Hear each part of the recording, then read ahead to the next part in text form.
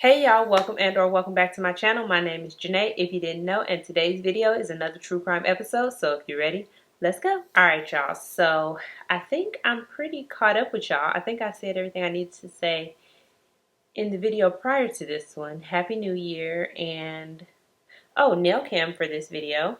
I just went real simple with the nails this week. I didn't really feel like doing a whole bunch, so there we go. That's it. Nothing major. But yeah, that's it, y'all. Today's video, though, today's case had my whole entire body hot.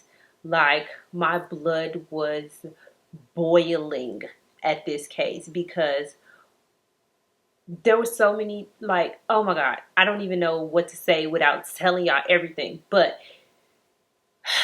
let me calm down so that I can tell y'all the story. And I want to know at the end of the video if y'all are as upset and as furious as I was, okay? But yeah, anyway, so let's just go ahead and get right into the story. In 1999, Catherine and Curtis Jones would plead guilty to second-degree murder at the ages of 12 and 13 years old. But to find that answer, we're going to have to take it back to Catherine and Curtis's parents, Stacy Parks and Curtis Jones Sr. Now, Stacy and Curtis would meet when Stacy was 17 years old working at KFC. And when Curtis came in, he saw Stacy behind the counter, and he knew at that point he wanted a little bit more than just chicken. Okay? Anyways, they ended up dating, and Stacy's family was not happy about this. And it wasn't because of their age gap, because he was 23 and she was 17, but they didn't really care too much about that. What they cared about was the fact that he was black and she was white. They was not here for it at all. But Stacy really didn't care because she ended up dating him anyways. But in all honesty, she really should have just listened to her family, not because of the reason they wanted her to listen to them, but because, according to her, within a month of them dating, Curtis was already abusing her. And the relationship will progress pretty quickly because within 6 months of them dating, Stacy was pregnant. And unfortunately, the abuse didn't stop when she got pregnant. If anything, it would seem as though it got worse because she said that Curtis had beat her so bad one time that it caused her to have a tear in her uterus. And it's because of this torn uterus that she thinks that their daughter Catherine was born prematurely. She was only 3 pounds 11 ounces when she was born. And the exact date of her birth is unknown, but she was born in 1985.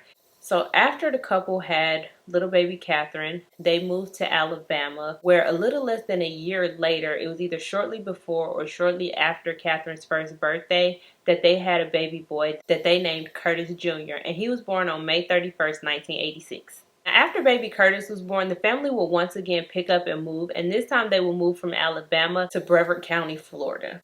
When they got to Florida, the revolving door of abuse pretty much just continued. Curtis would abuse Stacy, Stacy would leave, Curtis would apologize, and Stacy would come back. And that happened over and over and over again until 1989 when Stacy decided, or was forced to, I don't know, marry Curtis Sr. Now, like I said, I don't know if he scared her into marrying him, or if she thought that maybe marrying him would stop the abuse, or if things would get better after they got married. I don't know. But they were married in 1989. But as we could have predicted, the marriage didn't last long. It damn near didn't last at all, because just a couple of months after they got married, Stacy decided that she had enough. She didn't want to do this no more. She was out of there. And she decided that she was going to get herself a one-way ticket back to Kansas to go stay with her mom. However, her mom said that she could only come stay with her under one condition. And that condition was that her children were not allowed because they was mixed. And Stacy decided to leave anyways. She said that she also left because she felt like her kids was in good hands, because she had never seen Curtis be violent towards them. But she also thought that even if her mom would have let the kids come, if she had taken them, she was afraid of what Curtis might do for her taking them. So she felt like it was okay to leave them in Brevard County with their dad. Now, shortly after Stacy left, the kids would have to go down to Alabama to live with Curtis's mom, because Curtis would find himself in I was about to say a little bit of trouble, but he would actually find himself in a lot of trouble because he was arrested and charged with second-degree attempted murder for shooting two men in a pool hall. But the charges would end up getting reduced to a misdemeanor because during the investigation, it was found that Curtis acted in self-defense. So he got let out, and he eventually got the kids back. Now, throughout the next couple of years after the kids went back to live with Curtis Sr., they would go back and forth between Florida and Kansas. So they would spend like most of the year in Florida with their dad because he had full custody of them. But they would spend summers and holidays in Kansas with their mom. And one day in 1993, Stacy drove from Kansas to Florida, picked her kids up from school, and headed back to Kansas. And Curtis had no idea this was about to happen. So she essentially kidnapped the kids, and she was charged accordingly. So they pretty much charged her with felony kidnapping. And I don't know if the state dropped the charges or if Curtis Sr. dropped the charges, but one way or another, the charges was dropped and the kids were returned back to their dad in Florida. Now, at some point or another, I'm not really 100% sure when this happened, but Curtis Sr. will open his house to a male family member who had previously served 6 years in prison for strong arm robbery and who would go on in 1993 to be convicted of having sex with his girlfriend's 14-year-old daughter. And it was stated that during one of the visits that the kids had with Stacy, Curtis told her that he had to share a room with this family member and that the family member had been molesting him. And quite honestly, I wouldn't be surprised if it was this that caused her to kidnap the kids. Because, I mean, I would take my babies too. Like, the fuck? So whatever happened, Stacy must have called Florida authorities, or somehow the authorities in Florida found out about this accusation. But when Curtis Jr. went home and he was confronted about it, he said that he lied. And he said that he only said that because he was hoping that the family member would get put out the house and that he would be able to go live with his mom full time. And because he recanted his statement once he got back home, DFS, Department of Family Services, they pretty much just closed the case. Now, at that time, it was only Curtis, the two kids, and the family member who lived in the house. But at some point, another family member would be added into this household. And I'm not sure when it is that they met, but Curtis Sr. would actually end up meeting a lady named Sonia Nicole Spikes. And a lot of the time while I was doing research, she was just referred to as Nicole Spikes. So I think that she just went by her middle name. She had two little girls of her own named Jessica and Inez. And they were just about 4 years younger than Curtis's two children, and they too were just 1 year apart. And even though the girls didn't live with their mom and Curtis, they still, they had a good blended family. They pretty much Brady Bunched it up minus two kids, But they would live with Curtis and Nicole for a short period of time, though, at the end, like during the last couple months of 1998. And it was around that time, it was September 22nd of 1998, when Catherine decided to run away. Now, the reason that she ran away was because she told her dad that this male family member was sexually abusing her, but he pretty much just told her she was lying and he didn't believe her. And around the same time that she ran away, a teacher from her middle school would call DFS and tell them that she thought that sexual abuse was going on in Catherine's home. Now, DFS went to the home to investigate, and they found that there were some signs of sexual abuse that was happening. But by this point, Catherine had ended up coming back home, and she denied all of the allegations. So despite them actually finding some type of evidence of sexual abuse, they just decided to tell Curtis Sr. that this family member should not be inside of the house with the kids, basically saying, like, kick this motherfucker out. But since Catherine denied the allegations, they decided to close the case again. Now, mind y'all, this is the second time that defects have been in this house for the claims of sexual abuse, and both children have now recanted their statements. I feel like that should be a red flag, especially if y'all have found evidence of sexual assault. All y'all gonna tell the daddy is to kick the family member out? Y'all ain't gonna do nothing else about it? Okay. So at this point, Catherine kind of feels hopeless because her dad don't believe her. She's now been coerced into lying. So the only person she really feels like she can turn to is her 12-year-old brother, Curtis. And so she's talking to Curtis, and he's like, you know what? I believe you. If don't nobody else believe you, I believe you because it's happening to me too.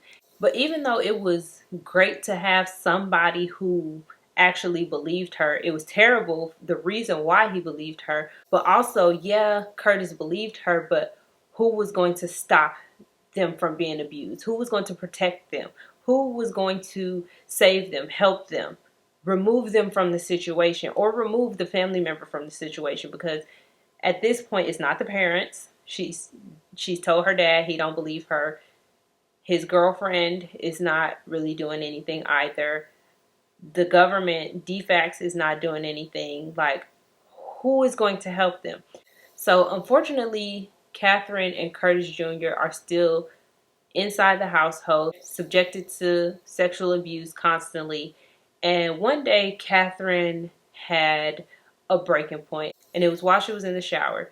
So she's just taking a shower as normal, and she hears the bathroom door open, and the curtain pulls back, and lo and behold, it is this male family member, and he starts pleasuring himself in front of her. Because she didn't know what else to do, she kind of just crouched down in the corner of the shower and started crying. And once he completed, he left 2 quarters on the bathroom toilet for her, and that was her breaking point. She couldn't take it anymore. And this is when Catherine started writing in her diary, and she basically said that she wanted the abuse to stop, and since nobody else was going to help her, she was going to eliminate everybody who was the problem. So her solution was to kill everybody who was involved. She was going to kill her dad, his girlfriend, and the abuser. Because in her 13-year-old mind, that was literally the only solution. Nobody else was doing anything. And in order to stop the abuse, she had to take out the abuser and the people who were allowing the abuse. At least this is, what her 13-year-old mind was thinking.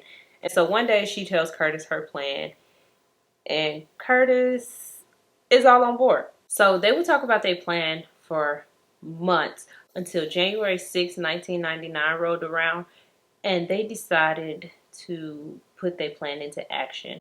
Their dad and the abuser had left the house for whatever reason, and I don't know why they decided on this particular day at this particular time, but whatever the reason, they did. And Nicole was just sitting at the kitchen table. She was doing a 500-piece puzzle, and she was pretty much just minding her business, doing something that she enjoyed to do, when 13-year-old Catherine went upstairs, got her dad's 9mm pistol out of his room, and went downstairs and shot Nicole once in the stomach. As soon as she fired the shot, Catherine actually ended up dropping the gun because of the kickback of it. And it was then that Curtis picked up the gun, and he shot the gun 8 more times, hitting Nicole 3 more times. Once he was done shooting, Curtis freaked out. He started crying, shaking. He just, the reality of everything that had just happened had started setting in for him and Catherine, and they realized that they had made a huge mistake. So Catherine did her best to calm Curtis down, and now they had to decide what's next. So they drag Nicole's body into the bathroom, and they start to try to clean up as much as they can. And they grab some bleach, and they try to, bleach a couple of the spots. But they quickly realize that they are completely in over their heads, and this is not going to work. So they ended up leaving the house, and they ran to a neighbor's house, and they pretty much just told the neighbor, like, look, we accidentally killed our dad's girlfriend, like, we don't know what to do. And then they just left. And so this neighbor, obviously, shocked by what they had just heard, ended up being the ones to call the police.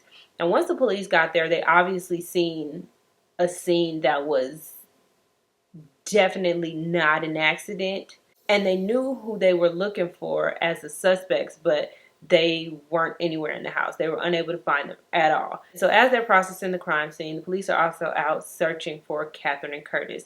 But they wouldn't be found until the next morning, hiding in some wooded area around their house. And they were immediately taken into custody. Now, as y'all can imagine, a 12 and a 13-year-old murdering their dad's girlfriend is going to be everywhere. So there was a news frenzy that happened behind this case. And it was initially thought that Catherine and Curtis killed Nicole because of the attention that she was getting from their dad. Like some type of jealousy thing, that she had taken the attention away from them. And that's why they killed Nicole. And Catherine and Curtis didn't deny that was the reason. Even though it wasn't, they didn't provide a rebuttal to the media. So that's just the story that they went with. And so now it had to be decided if they was going to be charged as adults or as juveniles. And it was ultimately decided by the courts that these two would be charged as adults. And this would effectively make them the youngest two children in the U.S. to ever be charged as adults for first degree murder. And if I'm not mistaken, that still stands to this day. Now, the attorney who represented them, they knew that if this case went to trial, life in prison was a possibility if they were convicted. So because of this, it was presented to the children, hey, look, either y'all go to trial and y'all could potentially be facing life in prison, meaning y'all will never get out of jail, or y'all could plead guilty to second degree murder and y'all will get a lesser sentence. And so obviously the children, not knowing any better and not having proper freaking counsel, they went with the second degree murder. So they went to court, they pled guilty to second degree murder, and they were both charged with 18 years in prison plus a lifetime of probation after their release. And that right there, I feel like that part of the case is what pissed me off the most, because why didn't they go to trial? I feel like they would have had a better chance of going to trial than pleading guilty to second degree murder and then getting 18 years plus a lifetime of probation. Bro, they don't even give lifetime of probation to adults. A lifetime of probation. Just let that sink in. They can't do nothing wrong for never, for a crime that they committed when they was 13 years old. Like, I feel like, where was all of this energy for Ed Kemper? He killed both his grandparents at 15, did a little bit of like therapy type shit, and then he back out on the streets. And then went on to kill I don't know how many women and his mama. Like, where was, I need y'all to keep the same energy for sexual predators who be going to jail and then getting out and then reoffending. I need y'all to keep the same energy for a lot of these criminals out here today in real life. Like, that's the part that pissed me off, like, I feel like the most. Not to mention this dumbass lawyer. I'm sorry, but whoever defended them, whoever was their lawyer, did them a huge disservice, because he said he did not know.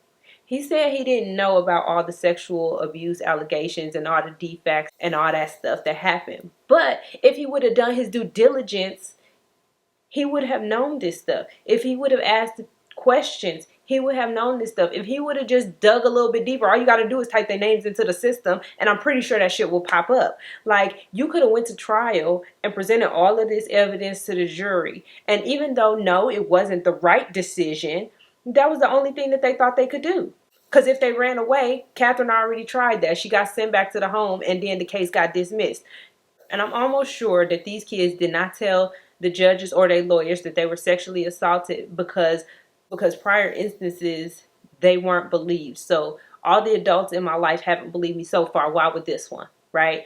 But like I said, that's not on the kids, because the lawyer really should have just done his due diligence and done a little bit more research, and it would have just came right up. And he could have presented all of that in trial, and I feel like they would have gotten a better deal. I feel like in addition to some type of sentence or some type of, incarceration, obviously, therapy should have been a part of their sentence, and they shouldn't have got 18 years. And they damn sure shouldn't have gotten a lifetime of probation. Because y'all got to think about it. These kids was convicted as adults. So that means that they was going to adult prison.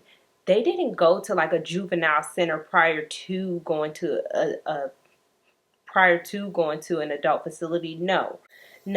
They went directly into the adult facility. And I don't know much about Curtis's time in prison, but I've watched a couple of Catherine's interviews, and her time in prison was absolutely horrible. And I'm not saying that it should have been like a walk in the park or anything like that, but she was 13 years old when she went into jail. She had to be in solitary confinement for the first 5 years because they didn't know what to do with her because she was a minor. Can y'all just imagine the mental breakdown that would have happened in 5 years of solitary? Because she's 13 years at this point. This is when she's supposed to be her most social. This is when her social skills are supposed to be developing. This is when she's supposed to be interacting and coming into her own. And she's stuck in solitary confinement dealing with guards who couldn't give two craps about her, being molested by one of those guards in solitary confinement, and then telling yet again and not having anyone do anything about it. But nonetheless, Curtis and Catherine are both out right now. Curtis got released on July 28, 2015. and Catherine got released on August 1st, 2015. So they only did 15 years of their sentence, but now they have a lifetime probation. So, and both of them are doing really well now, though. Catherine is a mother of two. Curtis is a pastor, I think. A pastor, reverend, are they the same thing? I don't know, but he's in the church. He's in the church, either a pastor or a reverend. I don't know the difference. I'm sorry, I'm not a church girl. But I do have a relationship with Jesus, though. But yeah, I just really don't feel like those sentences was called for, especially because of the reason that they killed Nicole. Now, granted, I don't think that they should have killed Nicole. She really didn't have to lose her life. I really wish they would have killed the abuser, because I don't know how.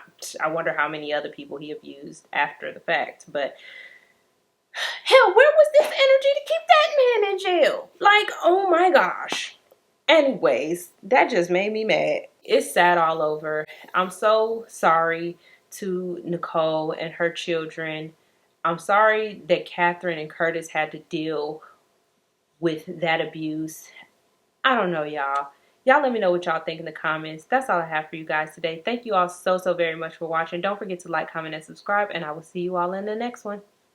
Hey y'all, welcome and/or welcome back to my channel. My name is Janae, if you didn't know, and today's video is another true person. What's that? How you always mess up the intro? You say it every time, so how you keep messing up? I don't know.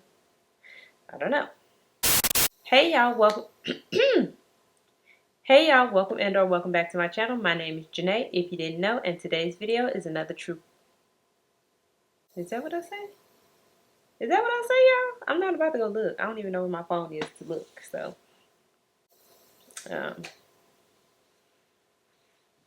yeah, I don't know where my phone is. Wow. Okay. Is it? Oh, maybe. Yeah. Let me go see what I say. Let me go see what I say. Oh, y'all.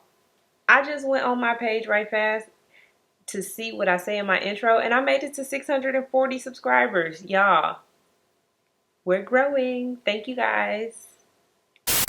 Okay, so I was right. I knew what I'd be saying. Okay. It just felt funny.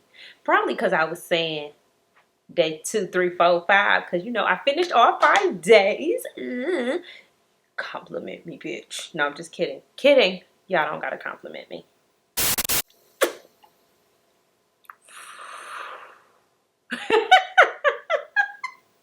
And she decided that she was going to get herself a one-way ticket back to Kansas where not Dorothy. Anyway.